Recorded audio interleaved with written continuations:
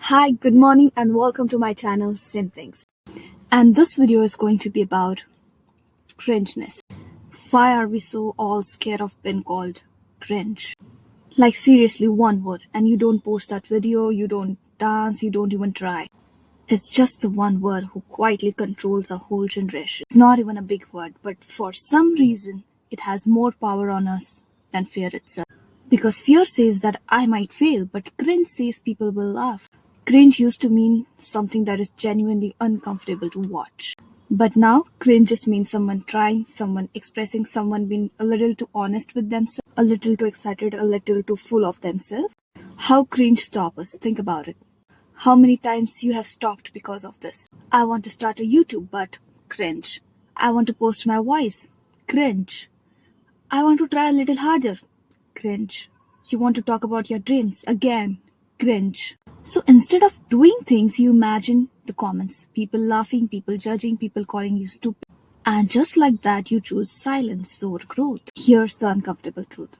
Every person you admire today was cringe at first. Their first videos were awkward, their first posts were ignored, they weren't confident. Even their content wasn't perfect, but they didn't stop. And that's the difference. You can't grow without being cringe. You can't even evolve without being uncomfortable. Cringe is just the early version of confidence. It's the phase where you don't even look cool yet, but you're brave enough to show up anyway. And honestly, that's powerful. And why people call others cringe? Most people call you cringe not because you are. They call you cringe because they are scared to try. They are stuck. They don't even have the courage you're showing. It's easier to mock efforts than make work.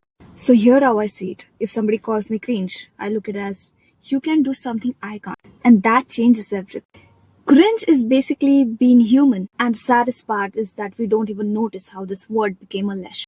Think of how many versions of you never got to exist. The dancer who never danced, the singer who never sang, the creator who never uploaded, the speaker who never spoke. Not because they weren't capable, but because somebody will come and call them cringe. So even before the world reacts, we censor ourselves. We rehearse imaginary comments. We hear the fake laughter in our head. We picture ourselves somebody sending our video to a group chat. And then we stop. No failure, no rejection, just silence. Our generation grew up and watched views, comments, likes, shares, everything. Everything is recorded, everything is judged. So we learned something very early. Being invisible is way better than being embarrassed. It's like a safe place, but safety comes with a cost. When you avoid cringe, you avoid growth. When you avoid expression, you avoid evolution. Here's something people don't like admitting. Cringe is not the opposite of cool. Cringe is the beginning of cool. You don't wake up being confident, you earn it. Through awkward phases, through ugly drafts, through embarrassing first attempts. There is no grow up without a cringe era. If we label somebody cringe, we don't need to ask ourselves why I'm not brave enough to try. Because judgment is easier than courage. Most people have buried their dreams very deep. So I changed my definition. Cringe is no longer embarrassing to me. Cringe now means growth in progress. Courage without polish or authenticity without approval. It means you choose expression over approval.